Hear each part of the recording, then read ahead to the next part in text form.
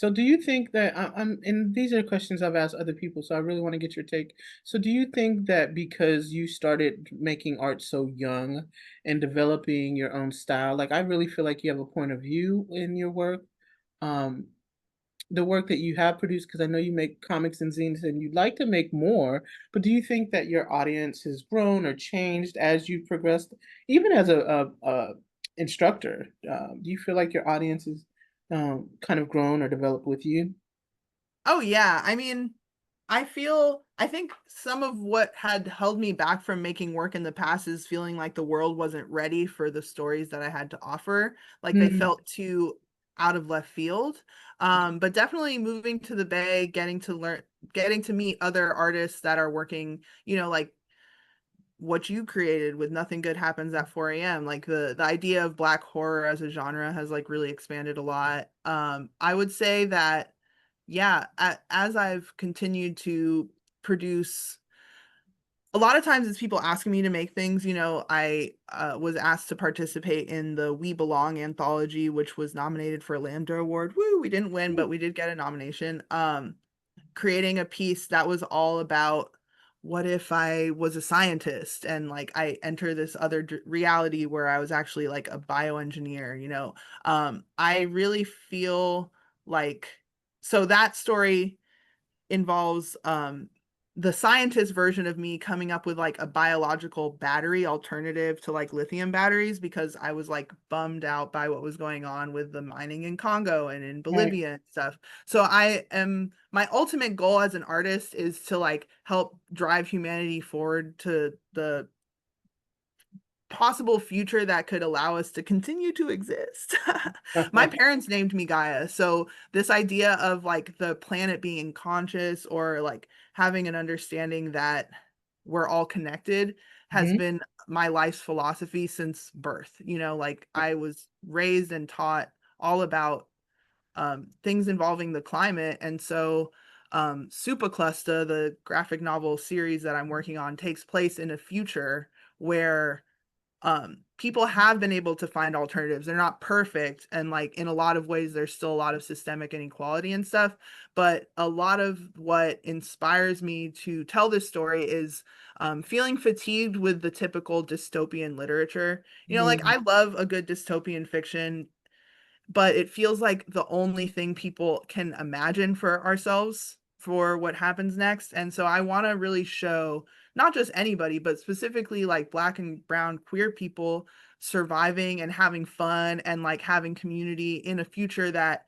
isn't really meant for us to survive in. So people yeah. surviving in spite of military autocracy, like pseudo panopticon where they're like, no, everybody's on our side now because we killed all the enemies, like that feels like the world that like the turning points want.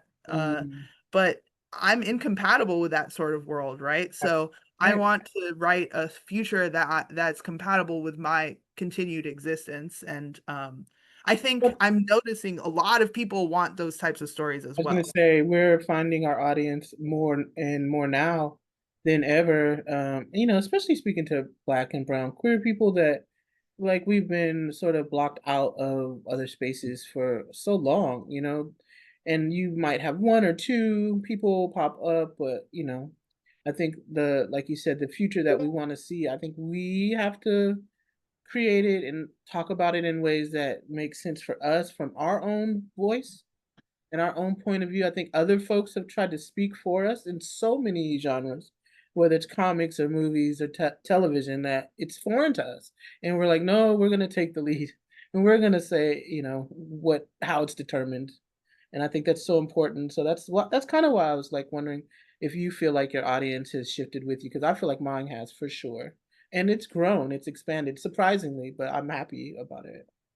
Yeah, I'm happy about it too. I think that I have people are honestly excited to see what I make, and it's more that it's still hard to live out here being who we are.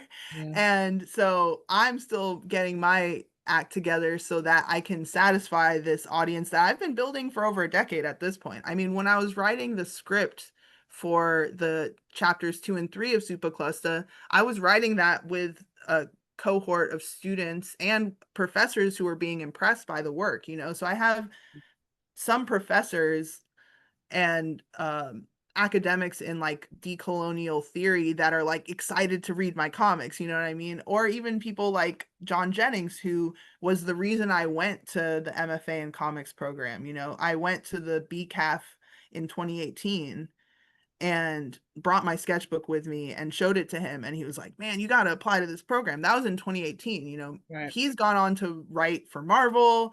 He has his own imprint, like he's a professor at Riverside. Like I've noticed that the people who I met years and years ago are also excelling, and that gives me hope, because it's like, okay, well, you know, I really am only 5 years out of that grad program. So Yep. in a way, even though I feel like I'm behind, it's because I'm falling victim to that same process that I tell my students to avoid, which is like comparing yourself to others. Like in the Yep. scheme of things, Yeah. five years is not a lot of It's time. not a lot. And definitely check out the interview that I got to do with John on my YouTube channel.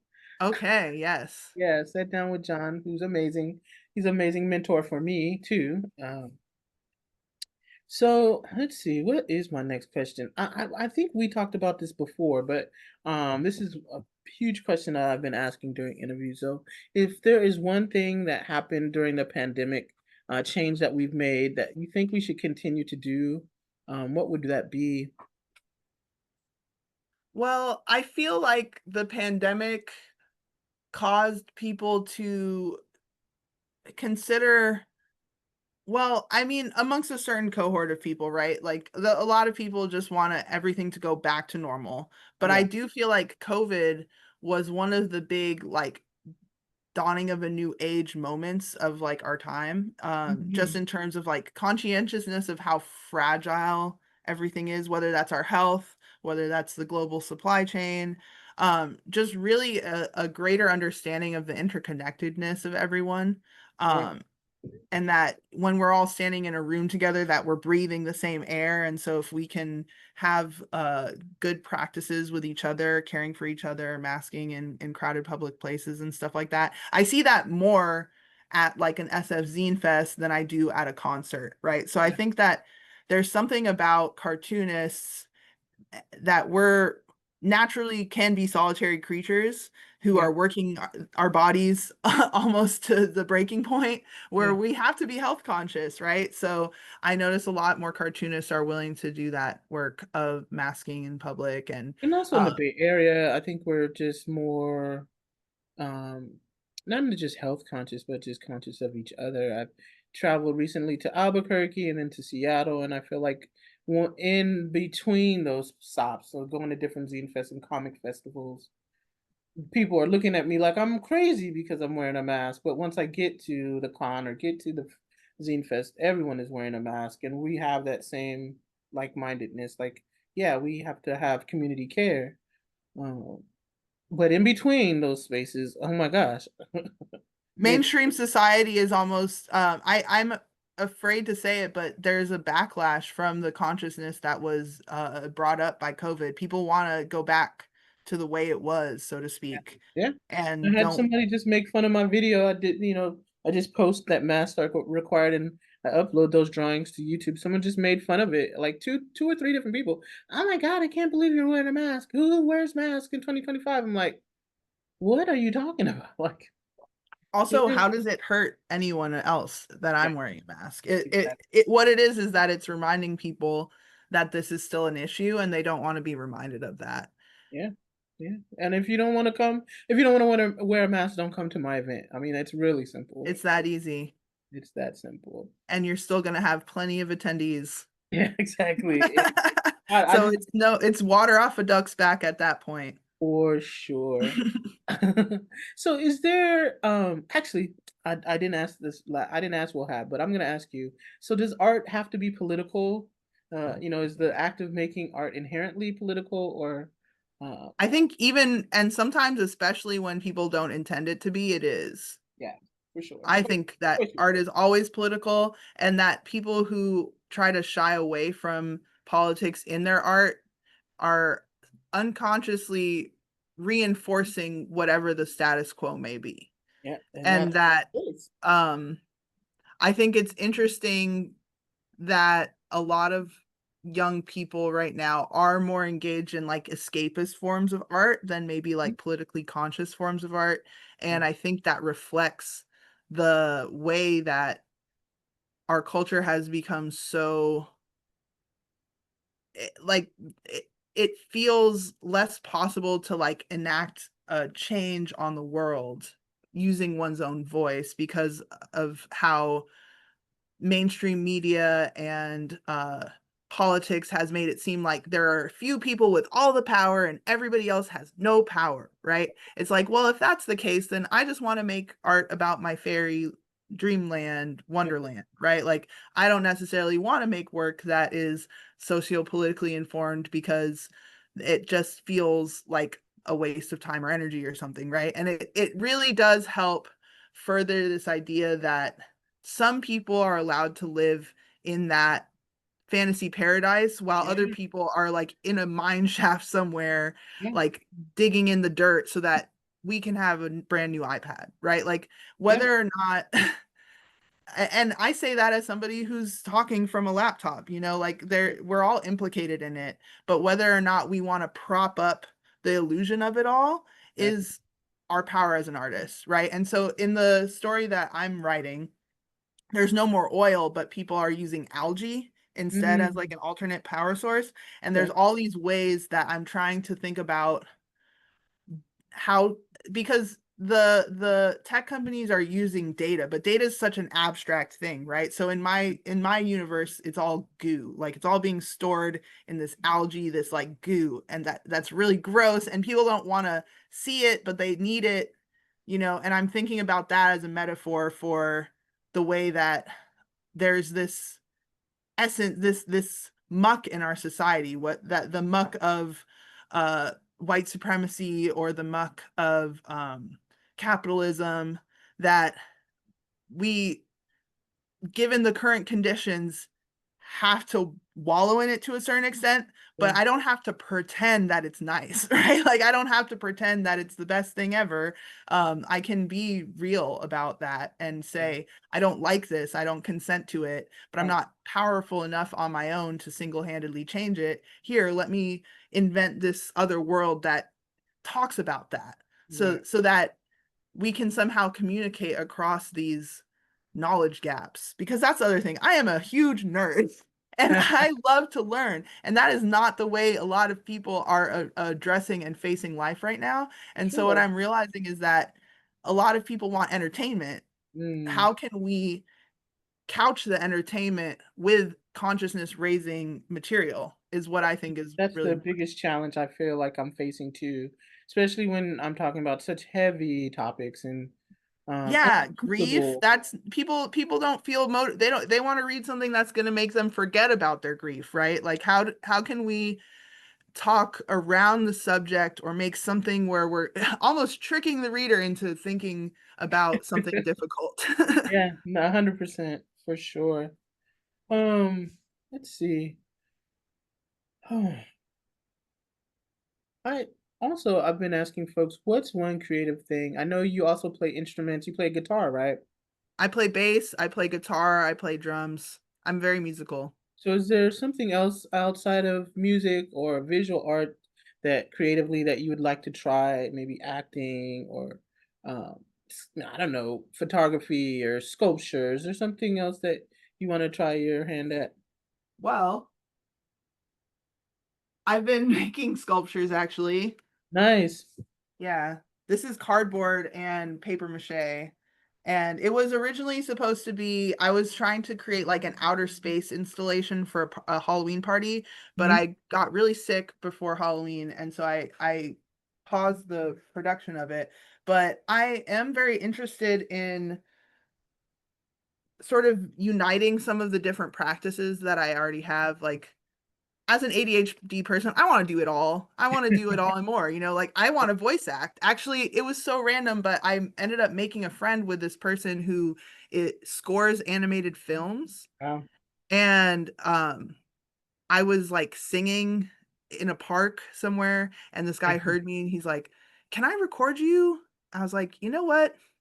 Yes, because Right. what are you gonna do with my voice? Like Right. he said he's gonna give me credit for this animated feature called The Mark of the Jaguar, where Wow. I'm gonna have like some like battle cry like I don't know, just That's random. so I live random. such a random life sometimes, but I'm really interested in uniting the musical performing arts creative self with the visual arts creative self in Right. the form of like a persona that I do music videos and write songs, but it's all a big effort. So I make little progresses here and there in all of the different realms and just try to be satisfied with that and not get too hard on myself for like not making enough progress in any one sphere. Because yeah, I'll just randomly meet a musician that's like, "Hey, I have a bass guitar on me. You want to jam?" And like next thing you know, I'm jamming for like hours. It's No, great. that's cool. That's so awesome. And yeah, sometimes I randomly meet people and have, yeah, these opportunities, and you just never know what's gonna happen. Like I think we all live, artists live a random ass life. Let's see. If you could send a uplifting message to other artists that are starting out, or even to yourself as a young artist, what would you say? I spend a fair amount of time doing this teaching on the college level, like these are people who are on the verge of their adult life. I mean, they're already adults, but they're exiting their schooling experience for the most part. And so a lot of what I say is art does not have to be your vocation for it to be a really important part of your life. Yes. And there were times in my life where my job had nothing to do with art. I was working at Starbucks. I was working for the public television, collecting donations door to door. I was washing dishes, Mm. and I was never not an artist at any of those times. And that if you are just starting out with art, I would also argue that we are all artists and that the world takes the artist out of us by Mm. imposing judgment. And that really what you're doing is you're reconnecting with your artist self. So it's never too late and it's also never too early. You know what I mean? Like, I think that sometimes I thought less of my ideas or less of my own work because of being young. Mm. And the one of the biggest regrets that I have is that I didn't just go full throttle when I was 19, when I was 20, and that I was trying too hard to go the safe route. I was a child of um I graduated high school in 2009, a year after the financial crisis. So when I told people in my life that I wanted to do art and be a teacher, they were like, "That's terrible idea. Like you're so smart. You should just go into STEM. Like you should just do like there was a really big emphasis on just being practical, and I'm Right. seeing that happening again because I mean, we're on the verge of another giant economic collapse whether anybody wants to admit it or not. Um there's this really strong emphasis on be practical, like do something that's going to earn you money, right? And what I've realized is that the less I pay attention to that, the better I do.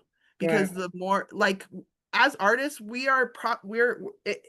it can go to narcissism if you're not having gratitude and being humble enough to recognize that none of us are doing this on our own. But it really is like we're a kite in the sky, and the more we can lift ourselves up by believing in ourselves, the better we'll do. Yeah. And I think that I second guessed myself a lot and would have these like epiphanies or moments like when I wrote the undergraduate when I was an undergraduate and I wrote that 65-page script, I was on fire, like when I was finishing up grad school, I was on fire. And so like learning how to not just let the external institutions like, oh, I know that I'm about to finish school, so I want to make something big, like finding that within myself rather than like relying on an external. Um, Probably would have been really helpful. So now I'm like learning how to do that for myself. And Mm. it's great because I have been I feel like the work that I've been doing has improved a lot recently and I'm really proud. But that yeah, had I just really gone full throttle and just been like, this is what I am, this is what I do, F all the haters, like Yeah. I'm just gonna make a book. It doesn't matter if it's good or bad. Like, don't second guess yourself. Just do the thing because the more you do the thing, the better it's gonna get naturally. That part, that's important for sure. Um, also, do you have a dream studio location? I know you just moved, you said, but is there like ideal if money wasn't an object, a dream location, dream setup for your studio, what would that look like? Yeah, so I dream of having something like a cooperative studio. I think that my best work has always been done when I'm part of a collective of some kind. So for me, it would be like somewhere out in the woods because I love nature. We're growing a garden, we've got a little farm, we've got alpacas. I'm spinning wool out of their Not alpacas, fiber. girl. I want alpacas. Yes. They're so cute and they're sassy.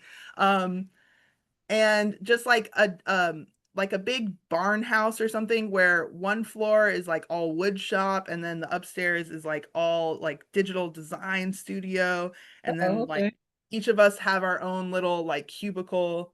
So there's this combination of shared resources because I don't need to have my own CNC mill, but maybe once a year I want to use that, right? But then some other artist is using it every week. Like I think that so much can be done cooperatively, and right now like it feels like every artist has to have their own little zone, and I think that that's less important, like Yeah. especially once resources become scarce, like we're gonna have to be sharing I was gonna say more, right? shared spaces are so important and actually sacred right now. I think, yeah, I think that's something I love, a theme that I love amongst all the artists that mostly, probably 89% all want to share the space with someone else. So I think that's encouraging.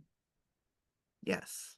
And do you have a daily practice, art practice, or just personal practice?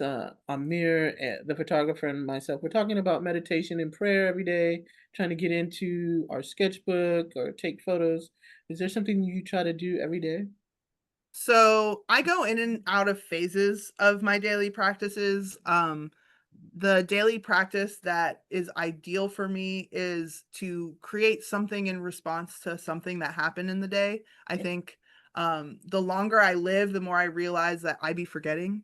Mm, And so life is so interesting. And I tell my students all the time that their real life is like the thing that their stories are going to grow from. So the more you can notice what happens in your life, the more interesting your stories are going to be. So I'm really inspired by Linda Berry's daily diary exercises, where she just has you list seven yeah. things you did, seven things you saw, something you overheard somebody say, and like a question you have about your day. It doesn't have to be like, Dear Diary, here's a play by play Yeah. of everything that happened, right? Like just getting into the habit of noticing and noting, I think is really important. I struggle with it because Yeah. I struggle with, I have, the mental health diagnoses that have shifted over the years, but essentially I just go in and out of these phases where I notice more or less. And Okay. um, for me, drawing every day isn't always an option because of my chronic pain, but I Mm, am every day trying to engage critically with some part of my creative practice. If nice. that's reading a book that is in a topic related to what my story is about, to me, that is valid, It just is. as valid as getting into the sketchbook, because Oh, sure. informing ourselves and also like engaging in the practice of deep focus is also something that requires practice in this day and age. So I think about getting into my body somehow, even if that's just like jumping up and down or like going on a walk. Um, Remembering my goals. So trying to think again about what is it that I really want to be doing, and like do I have the capacity to like work towards that today or not? Mm, And then also like how can I train my brain out of this like constantly distracted multitask, like whether focusing on something, whether it's knitting or reading or drawing, like just uh entering into a state of focus. nice. Yeah, and we forget sometimes we do have to fill our creative bucket up so we can give, right? That's a tough one for me is to remember to fill that bank account back up so that you can make withdrawals. Let's see. Oh, this is a good one. So people often talk about the best gift they've received. Can you talk about maybe the best gift that you've given to someone else, and it doesn't have to be material things. The best gift that I've given someone else. Hmm. So it wasn't exactly a gift, but I had a friend. I have this couple friend, like two people, right? And one of them was in town for work, and the other one lives all the way in London, but wanted to surprise propose to the friend that was in town for work. Okay. And so I helped facilitate the surprise engagement by um, hosting my friend from London who secretly flew there, and then also my friend who was in town for work, driving him to the location where the surprise was going to happen. Let me Wait. tell you that, like, even though I wasn't the one getting married, I'm like, that's my that's the couple I helped That's get so married. cool. Like it made me so happy because my friend who was the surprised one was just like he could not believe it. He at first he thought, because it was also his birthday. Oh wow. So at first he thought it was just like a birthday surprise, like, Yeah. woo, we took you to Albany Bulb, Albany Bulb, Yeah, yeah. and like lit off some fireworks. Oh, allegedly. We didn't actually do that. Allegedly. Um, and then like the partner pops out from behind a banner, Oh, and my friend just loses it. Like, what? Like, why are you here? oh Why are my you here? God. That's And so then dope. my friend proposed, and he says yes. And the cops show up because they're like, have you guys seen some teenagers sending off fireworks? And we're like, absolutely not. We don't know what you're talking What about. are you talking We're about? just out here being adults on a nice little evening promenade. And then we all went to dinner. It was Sounds such a amazing. wonderful, wonderful celebration of love. And this is a couple that I met in New Orleans. I just randomly went to New Orleans for New Year's in 2017, and I met they're like a black queer punk couple. And I Oh was like, wow. these are the coolest people. Like, who even are these people? And it That, turns out that one of them's a cartoonist as well. My friend Jacob Joyce is wow. an amazing cartoonist out in London. And then the other one, Marcus, is a tour production manager and like um community organizer out in London. So just amazing people. That sounds so cool. All right, as we wrap this up, I want to know, is there a technique or art supply or something that you found recently, maybe a book or something that you can share with folks? Ooh, so like a new thing that I'm using. Yeah. Well, I mean, this is new for me. The sculpting out of cardboard. Okay. I'm really thinking a lot about being more resourceful with materials and repurposing and recycling. And I just want to really give a shout out to creating things out of trash Yeah. because there's so much trash in the world. It's kind of insane. And as artists, we have this unique ability to turn trash into treasure. Into So beauty. that Yeah, is my PSA, is that we should all be thinking about how to repurpose the things that enter our lives that we want to dispose of. for sure. So what's coming up next? Well, I'm super excited that me and my friend Simon, aka Blue Hair Comics, are in the development of a magazine called Made You Look.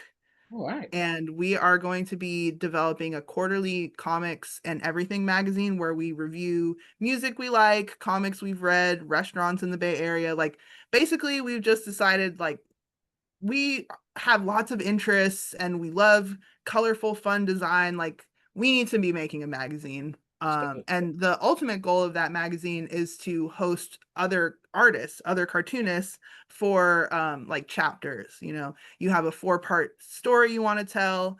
Hopefully down the line we're able to pay people. The idea is to just put other artists on and give ourselves first so that we can get the foundation good, but then other artists opportunities to be published. amazing. Amazing. And are you not, I don't think you're on social as much, so I was gonna ask you to shout it out, but I think you're taking a break from it right now. I've started posting on Instagram recently. Again, it's the necessary evil of this moment that's Shout where it people out. are looking. let us know what your Instagram is. Yeah. My Instagram is at GAIAW.XYZ. So Gaia W.XYZ. And I'm posting updates there. I also have a Patreon. So if you go to patreon.com/GAIAWXYZ, Sweet. you can support me on there. I currently have supporters at the $3, $6, and $9 levels, and there Okay. are different rewards I didn't available know that. I'm gonna associated. have to Yeah. check that out. I'll put it in the description box so folks can support you. I didn't know that. I might have to jump over there I'm and support you.